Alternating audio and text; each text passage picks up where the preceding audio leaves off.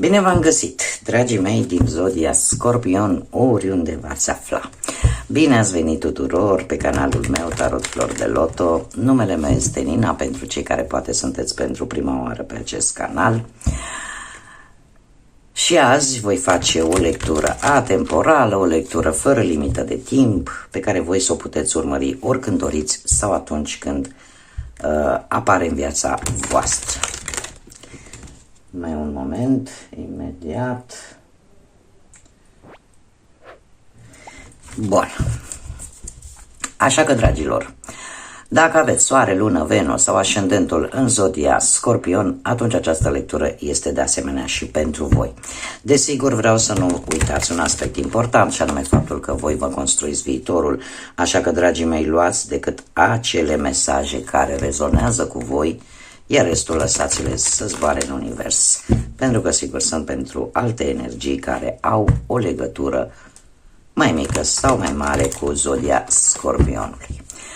Desigur, trebuie să vă mulțumesc tuturor celor care, prin aportul vostru, prin like-urile voastre, prin comentarii, prin faptul că v-ați abonat, contribuiți la dezvoltarea acestui proiect pe care eu l-am început aici pe YouTube, și pentru asta trebuie să vă aduc mii de mulțumiri tuturor, atât dragilor mei români, cei din țară, mai ales București, Constanța, Timișoara, Galați, Ploiești mai nou, Cluj, cât și celor care sunteți poate înșirați prin toată lumea asta mare, prin restul Europei, la fel ca și mine, Spania, Italia, Franța, Belgia, da, cam toată Europa. Cum de asemenea trebuie să mulțumesc și prietenilor mei dragi, vorbitori de limba spaniolă din America Latină, din Mexic, din Santiago de Chile, din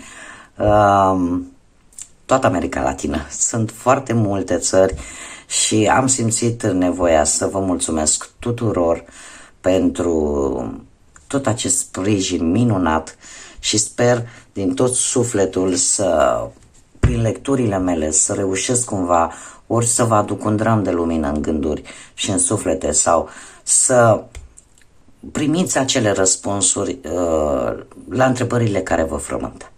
Așa că, dragilor, mii și mii de mulțumiri tuturor. Sunteți speciali. Haideți să începem, zic, cu lectura și să vedem care este energia voastră, dragilor, din Scorpion în acest moment când urmăriți această lectură. Și avem acțiune. Uf, că mi se îndoaie cărțile. Se curbează un pic și mă supără. Bun, deci energia pe care voi o aveți în acest moment este aceea de a acționa. Și avem avem numărul 15, care prin reducere ne dă un 6, care vorbește de o echilibrare de forțe. Da? Este un număr al armoniei. În același timp este adevărat că sunt lucruri la care trebuie să renunțați. Sunt lucruri care au ajuns la sfârșitul său natural și apare necesitatea de a vă elibera de lucruri care nu vă mai folosesc. De ce? Pentru că vreți să construiți ceva nou. Posibil unii dintre voi să, nu știu, să aveți o abilitate mult mai bună de a comunica, alții poate să reușească să vindece anumite răni, alții, nu știu, se simt poate într-o perioadă în care vă simțiți un pic mai generoși. Cert este că vreți un echilibru atât în viața voastră de zi cu zi, indiferent că e pe plan profesional, material, cât și sentimental, dar și spiritual. De asemenea, această carte îmi vorbește de acel moment în care deja nu mai scriem pe hârtie, nu mai suntem cu planul pe hârtie, acum este momentul să acționezi, să lași orice apatie, să lași orice teamă și să iei frâiele în mâini și să te apuci de treabă, să treci la acțiune. Haideți să vedem pe plan profesional ce ne spune tarotul, dragii mei, din Scorpion. Să vedem ce vine pe plan profesional pentru dragii mei din Scorpion în următoarea perioadă de când urmăriți această lectură. Și avem un paj de cupe, moderația și judecata, da. Dragilor, pe plan profesional aș spune că lucrurile s-au îmbunătățit deja, poate unii dintre voi ați simțit această îmbunătățire, poate la locul de muncă, da? Sau unii care poate au căutat un job, ați primit deja un apel important în urma poate unui interviu și foarte curând puteți semna chiar un contract sau o înțelegere dacă aveți propria voastră firmă.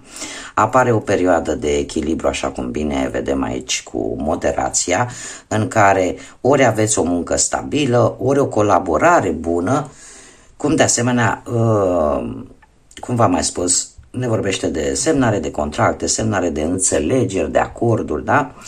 Avem totuși și judecata. Judecata care vine cu un rezultat pozitiv în urma efortului tău pe care l-ai depus din punct de vedere profesional. Singura atenționare cu care vine această carte este aceea de a nu vă lăsa angrenați la locul de muncă sau cu alte persoane din mediul ăsta profesional în prejudecăți precipitate. Nu luați, cum să spun eu, nu lăsați, folosiți-vă de intuiție, folosiți-vă de această caracteristică unică pe care o aveți de a mirosi adevărata fața altora. Nu vă lăsați înșelați de apariții sau de aparențe, mai bine zis, pentru că lucrurile, de fapt, în interior sunt mult mai serioase, sunt mult mai importante. Da, și nu vă lăsați angrenați în discuții, nu știu, în bârfe pe la locul de muncă, în care fiecare bate cu șefii, cu colegii, pentru că astea pot altera un pic conviețuirea la locul de muncă, da? Încercați să stați cât mai, să vă vedeți de treaba voastră și să nu vă angrenați în aceste lucruri. Lucruri pozitive vin pe plan profesional, dragii mei, așa că e ca și cum ai spune că să te eliberezi de orice fel de prejudecată. Dacă ți s-a părut că o anumită persoană, nu știu, dau un exemplu ca să mă înțelegeți, dacă o anumită persoană, aparent, nu știu, părea că este o persoană nenorocită, rea, posibil să nu fie. Da, haideți să nu judecăm cartea după copertă. Cam asta e ideea. Da? Pentru că de eliberat te vei elibera.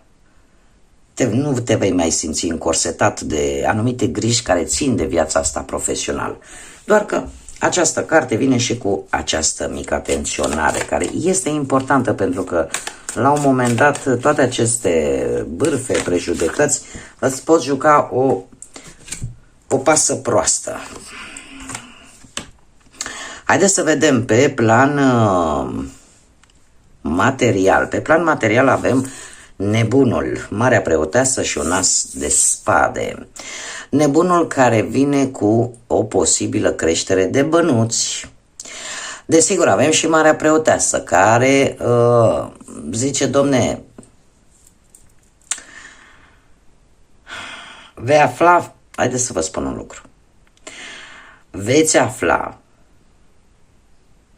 un lucru important care vă va ajuta într-o situație materială în care cineva ar fi vrut să fie necinstit cu voi. Da? Cumva cineva a încercat sau va încerca să vă păcălească, dar nu va reuși din punct de vedere material. Da? De ce? Pentru că avem o posibilă creștere de bani. Dar exact cum v-am mai spus, cam greu cu voi. Cam greu cu voi cu păcălitul. Că și dacă vă luați, a doua oară niciun caz nu se va mai întâmpla, dar e foarte greu. Deci este o calitate, ca să zic așa, a zodiei voastre. de a nu cădea chiar așa pentru că analizați prea mult și săpați foarte mult după informații, dar mie mi-apare că este cineva aici care e posibil să fi vrut să vă mintă ceva relaționat cu banii sau să vă înșele cu ceva relaționat cu banii, dar nu va reuși cu acest as de spade. Nu va reuși, ori, nu știu, ori ți se va cere bani împrumut, pe care trebuie să vă spun că va fi puțin probabil să-i mai recuperați. Și voi poate vă dați seama de acest lucru.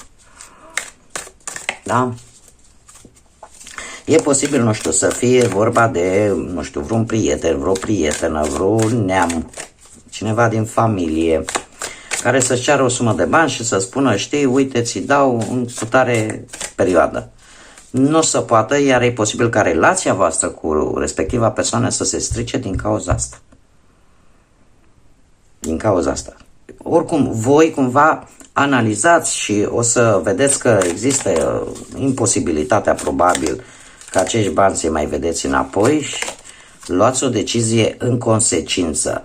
Asta ce înseamnă? Că ori îi dați și renunțați cu totul la ei, nu-i mai vreți înapoi ca să nu stricați relația, ori pur și simplu găsiți un motiv și nu dați. Posibil și asta. Acum decizia vă aparține. Haideți să vedem pe plan sentimental pentru cei care sunteți într-o relație în următoarea perioadă de când voi urmăriți această lectură. Și avem Marele Preot. Uf. Dragii mei dragi, Marele Preot aș spune că vine cu... Unii dintre voi ați avut o relație destul de stabilă, aș spune. Ați avut o relație destul de stabilă, destul de tradițională, destul de bună. Doar că aici, știți cum e, o relație ce mai bine e în doi, în duet. Avem un 3 de cupe, firar să fie, avem un 3 de cupe care... Ori ați descoperit voi că de fapt nu sunteți 2 și sunteți 3, pentru că am acest 3 de spade așa de negativ aici. Nu știu, poate ați descoperit anumite discuții secrete sau au început să apară neînțelegeri. O stare de decepție în relația voastră. Trebuie să vă spun totuși un lucru, nu știu cât de benefic sau nebenefic poate fi pentru voi. Relația încă, pentru cei care rezonați cu această lectură, sau cu acest mesaj cel puțin, se poate salva dacă există adevăr și dacă există în primul și în primul rând sentimente adevărate care pentru voi sunt foarte importante. Dacă nu se ajunge la acest adevăr, la aceste sentimente adevărate, atunci, din păcate, trebuie să vă spun că se poate ajunge la rupturi, la divorț pentru unii. Haideți să vedem, clarificăm 3-ul de spade, să vedem.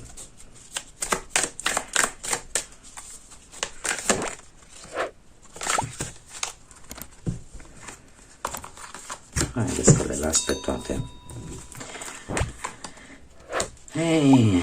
Da, ați aflat și veți afla și mai repede chiar. Dacă n-ați aflat, veți afla foarte repede de, nu știu, mesaje, ceva, ca să zic așa, ceva palpabil. Ceva palpabil care vă va da, efectiv vă va da lumea peste cap. Și veți intra așa într-o perioadă de supărare, de anxietate, de necaz. Am acest 3 de monede, nu știu, aș spune că cineva te va ajuta să treci peste această perioadă, iar cu 7-le ăsta de cupe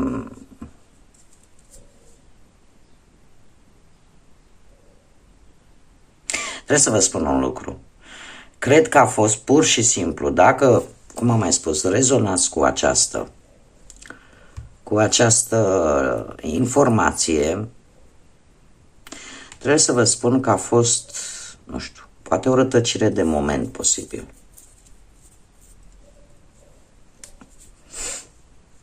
persoanei voastre de interes cu acest 7 de cupe. Pur și simplu. Dar, din câte văd eu aici, pentru că eu am dat să clarific, da? Treiul de spade, să vedem de ce s-a ajuns la treiul de spade. Pentru că foarte rapid ați aflat de niște lucruri care v-au confirmat anumite bănuieli. În toată treaba asta e posibil să vă fie ajutat cineva. Cred că cea mai mare teamă voastră, dacă mă întrebați pe mine, este aceea ca nu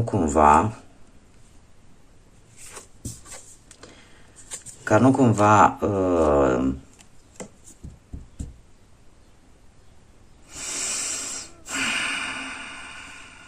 perechea voastră să nu cumva să se fi îndrăgostit. Și am aici un 4 de monede. Un 4 de monede care îmi vorbește de un atașament destul de anxios față de perechea voastră. Ori voi față de perechea voastră sau perechea voastră, dar e mai greu așa. Dar cumva este complicat treaba, pentru că țineți foarte mult la această relație. Și eu v-am spus, se poate rezolva dacă se vorbește cinstit, onest, cu adevăr și dacă într-adevăr mai există sentimente adevărate. Bun, haideți să vedem ce vine pentru cei care sunteți singurei. Avem împărăteasa, ia să vedem. Împărăteasa, împăratul, ce frumos, și un 2 de spade. Dragilor, cei care sunteți burlaci sau burlăcițe, trebuie să vă spun că pentru unii dintre voi, acum foarte puțină vreme, posibil să fie apărut cineva în viața voastră. Trebuie să vă zic că este cineva foarte tradiționalist, este cineva mai în vârstă decât voi, cu niște ani, mai în vârstă decât voi, este cineva care are așa un aspect foarte autoritar, căreia îi place să respecte promisiunile, regulile, are așa o prestanță, da? Și posibil să aibă și o poziție socială bună sau vreun rang înalt ceva, cum de asemenea e posibil să aibă și o situație materială destul de bună. Cert este că este destul de tradiționalist, adică ține la tradiții în ceea ce privește relațiile, da, sentimentale. Avem un 2 de spade care vine totuși cu... Voi încă parcă ați vrea, dar parcă mai sunt niște probleme de rezolvat, mai de mult în interiorul vostru. Și la un moment dat veți fi puși în situația în care trebuie să rezolvați aceste răni, aceste oarecum probleme interne pe care voi încă le mai aveți în sufletelul vostru acolo. Probabil că unii dintre voi au mai trecut prin relații sau poate nu au încheiat de foarte multă vreme o relație și cumva mai e ceva acolo de vindecat, mai e ceva de lucrat. Iar cărțile îmi vorbesc și îmi spun, știi, vine cu atenționare în a încerca mai întâi. Vindecă-te pe tine, vindecă ceea ce mai este de vindecat în interiorul tău înainte de a începe această relație, pentru că dacă tu nu o faci, e foarte greu să o facă altcineva. În așa fel încât e ca și cum, vedeți, această femeie, da, își pune cărțile, în cazul nostru, în această imagine, își pune cărțile la ochi, parcă nici n-ar vrea să vadă ce se întâmplă. De ce? Pentru că există o teamă, există ceva în interior care practic parcă nu o lasă să meargă înainte și să vadă de fapt ce îi spun cărțile, da? În această situație. La voi cam așa, în care va trebui la un moment dat să iei o decizie. Dar ca să poți să iei această decizie, trebuie să fii sigur că ai trecut peste anumite situații din trecutul tău și ești vindecată pe interior. Haideți să vedem oracolul Cavalerilor de Dragoni. Și avem pe Freya. din mitologia vikingă și pe Elskaeld, dragonul Elskaeld, care ce ne spune? Răspunsul la întrebarea care este scopul meu o poți găsi decât pe terenul de bătălie al vieții. Numai cei curajoși îl pot descoperi. Acest mesaj îmi vorbește foarte mult de curaj, de a avea curaj, exact cum bine am văzut aici, și eu cred că mesajul ăsta se potrivește pentru mai mulți dintre voi, și anume acela de a-ți da acel văl de la ochi. Înfruntă anumite situații sau anumite simțăminte pe care tu le ai interne și încearcă să le vindeci. Dacă le ții ascunse, nu se rezolvă absolut nimic. Da? Și dacă poate îți pui tot felul de întrebări, de ce nu pot fi așa sau de ce nu pot rezolva cu tare lucru. Așa cum bine vedem și din această energie. Da? Trebuie să treci la acțiune, trebuie să faci ceva. Aveți în același timp pentru voi caracteristica asta de profundizare a tuturor lucrurilor și de ducere cumva la extrem. De multe ori vă poate ajuta, dar câteodată vă poate face și rău. Da? Adică, gata, trebuie să-ți dai seama că poți. Și că trebuie să înfruntăm viața fix așa cum vine. Indiferent dacă ne convine sau nu ne convine. Bun, acum am acest oracol de gânduri ascunse ale unor persoane din jurul vostru sau chiar și ale voastre, pot fi, de ce nu, pe care ori voi nu le spuneți la nimeni, ori celelalte persoane pur și simplu nu au curaj să le spună, dar le gândesc. Așa că, dragilor, vă las cu intuiția care vă caracterizează, folosiți-o și din aceste 3 mesaje pe care eu le voi scoate, voi puteți să vă lăsați ghidați de intuiție în așa fel încât să știți care este mesajul pentru voi. Haideți să vedem ce gânduri ascunse am. Ce a sărit. Ce a sărit. Primul mesaj. Te-am refuzat pe tine pentru că am vrut să mă protejez pe mine însămi. Știu că am fost egoist sau egoistă. Primul mesaj. Al doilea. Am secrete vis-a-vis de tine și îmi doresc să nu le găsești. Și sper să nu le găsești. Foarte interesant. Și încă unul. Mă gândesc la tine noaptea când lumea doarme, iar mintea mea este trează. Bun, dragii mei, acestea au fost mesajele, aceasta a fost lectura pentru voi. Încă o dată, mii de mulțumiri tuturor. Vă doresc o următoare perioadă cât mai liniștită, cu cât mai mult curaj și cu cât mai multă claritate mentală. Până data viitoare, când ne vom revedea, să auzim numai de bine și să fiți iubiți, dragilor.